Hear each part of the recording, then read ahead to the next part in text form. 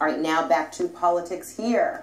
President-elect Donald Trump says border security will be a top priority in the first weeks of his administration. That includes getting to work on the promise that helped propel Trump's campaign to victory, building a wall on the southern border. Number one, I'm building a wall. They're not coming in anymore. Number two, immediately we're building a wall. In our case, look, that wall's going to start very quickly. So what's the feeling in Mexico on whether Trump can make good on his promise? Let's go to CNN's Ed Lavandera. He's live for us right now in Mexico City. What's being said there, Ed?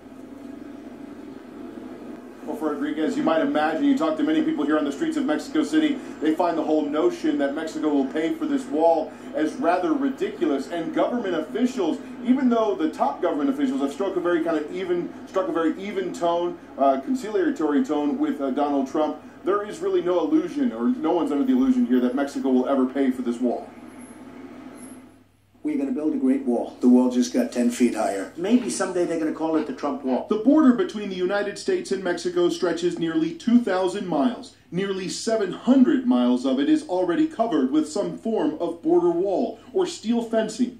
But Donald Trump wants more. On day one, we will begin working on an impenetrable, physical, tall, powerful, beautiful southern border wall. Well, of course it can be done. Professor Michael Deere is an expert in city and regional planning and the author of the book Why Walls Don't Work. A large concrete structure, which might be 25 feet high, which should be very intensive in terms of resources and money. In fact, CNN has surveyed a number of civil engineers, architects, and academics about what may be most feasible. The wall would most likely need to be made of precast cement wall panels, 25 feet tall, 10 feet wide, 8 inches thick, requiring 339 million cubic feet of concrete.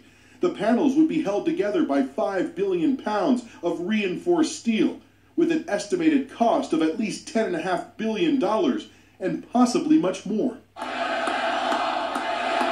Trump supporters say they can't wait to see the beginning of the border wall construction. That wall will get built, and Mexico's going to pay for that wall. I think he'll try to build a wall, and I think he'll try to secure our borders. If people want to come into the country, they should do it legally. But in Mexico, the idea of a wall is often shrugged off as a bump in the road north.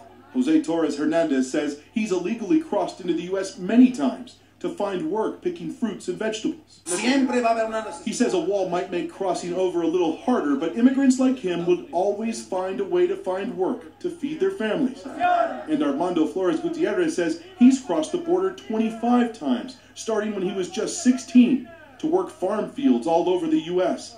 He says keeping people like him out of the country will only hurt the U.S. Estados Unidos va a decaer en cuestión de la agricultura. He says if he tries to remove all of the Mexicans in the United States, Donald Trump will realize what a huge mistake that is and how much the U.S. economy depends on Mexican immigrants. And Frederica, a joke you often hear on the streets is if the U.S. builds a wall 20 feet tall, 25 feet tall, you would instantly create a market for 21-foot ladders. That's how many people view all of this right here in Mexico City. Frederica?